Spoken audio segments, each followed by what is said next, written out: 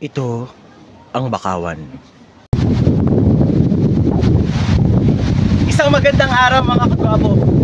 Samahan niyo ko ngayon at sabay-sabay natin kilalanin ang tinaguriang Guardian of the Groups. Ito ang bakawan o mangroves na may scientific name na Rhizosphoraceae.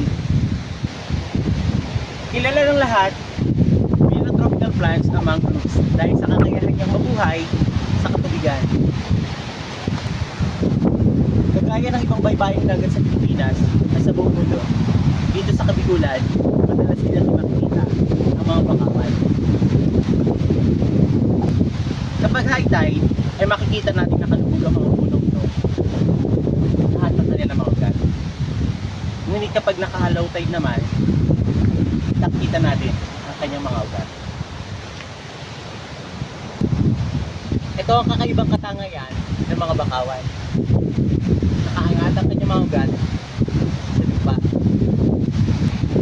Makikita rin natin sa video nito ang mga parte ng ugat ng bakawan. Ito ang ginagamit nila upang kumuha ng oxygen kapag wala ang tubig. Maswerte tayo ngayong araw nito dahil tatlong uri ng bakawan ang ating natuklayan. Ito ang white mangroves.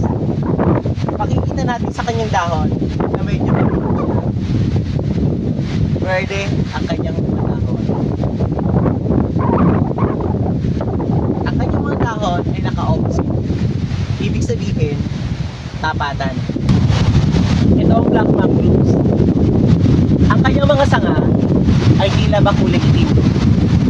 Ang kanyang namang dahon ay berde sa harapan at mapusyon na berde sa likuran. Medyo pa-oval siya.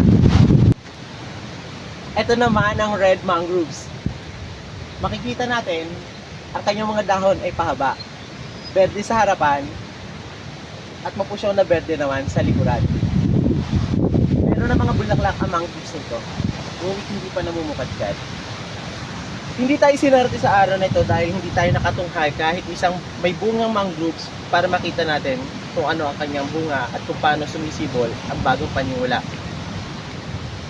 Subalit, para magkaroon ng bagong panimula o bagong sibol ang mangroves, ang mga bulaklak ay namumunga at ang bungang iyon ang siya nagiging panimula. Ang mga bunga ay humikulay sa mother leaf kapag ito ay pwede nang umubo. Pumapatak sa lupa at doon na umuusbong ang bago nating mangroves. At yan ang bakawan. Kung may pagkakataon tayong makilahok sa pagtatanim ng mga bakawan, makisama tayo, hindi na pagsuporta sa adhikain ng ating bayan, panatilihin ang mga bakawan sa ating bansa.